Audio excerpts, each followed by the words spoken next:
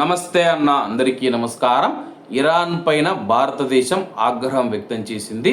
అలాగే ఆ యొక్క దేశ రాయబారిని పిలిచి సమన్లు పంపించినా సరే కానీ ఇరాన్లో ఎటువంటి మార్పు రాలేదన్నమాట. అలాగే భారతదేశానికి సంబంధించిన మరో 2 నౌకలపైన అయితే కాల్పులు జరపడం జరిగింది. వివరాల్లోకి వెళితే హార్ముజ్ జలసంధిలో నౌకలపైన కాల్పులు జరిగాయని నివేదికలు వెలువడిన నేపథ్యంలో ఆ ప్రాంతంలో పనిచేస్తూ ఉన్న భారత నావికుల భద్రత పైన ఆందోళన చెందుతూ ఉన్నామని భారత నౌక రవాణా మంత్రిత్వ శాఖ తెలిపింది. అయితే ఈ ఘటనల్లో ఏ భారత జాతీయుడు గాయపడలేదు. భారత ఓడరేవులు, నౌకాయానం మరియు జలమార్గాల మంత్రిత్వ శాఖ అదనపు కార్యదర్శి ముఖేష్ మంగల్ గారు మాట్లాడుతూ లక్ష్యం చేసుకున్న 2 నౌకలలో 22 మంది భారతీయ నావికులు ఉన్నారని తెలిపారు. ప్రపంచ ఇంధన రవాణాకు కీలకమైన సముద్ర మార్గమైన హార్ముజ్ జలసంధిలో ఇటీవలి వారాలలో ఉద్రిక్తతలు పెరుగుతూ ఉన్నాయి.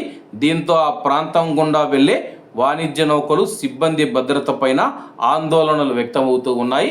ప్రస్తుతం మనం చూసుకుంటే కానీ IRGC మనం చూసుకుంటే గన్ బోట్ల ద్వారా నౌకల దగ్గరికి వెళ్ళి బెదిరించి, అలాగే ఇక నౌకల మీద మనం చూసుకుంటే కానీ కాల్పులు జరుపుతూ ఉందన్నమాట.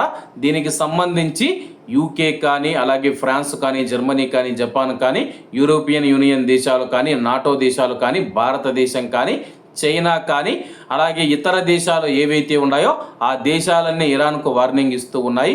ఒకవేళ ఇరాన్ ఎవరి మాట వినకుండా ఇలాగే కొనసాగితే కానీ ఈ దేశాలకు సంబంధించిన యుద్ధ నౌకలు హార్ముజ్ జలసంధి వద్దకు చేరుకొని హార్ముజ్ జలసంధిని స్వాధీనం చేసుకునే అవకాశాలు ఎక్కువగా కనిపిస్తూ ఉన్నాయని చెప్పి అంతర్జాతీయ మీడియా వెల్లడిస్తూ ఉంది. అంతవరకు ఇరాన్ తెచ్చుకుంటుందా లేకపోతే వదిలేస్తుందా లేదా అన్నది వేచి చూడాల్సి ఉంది. కాబట్టి అందరూ బాగుండాలి, అందులో మనం ఉండాలి. అందరికీ నమస్తే అన్న, జై హింద్.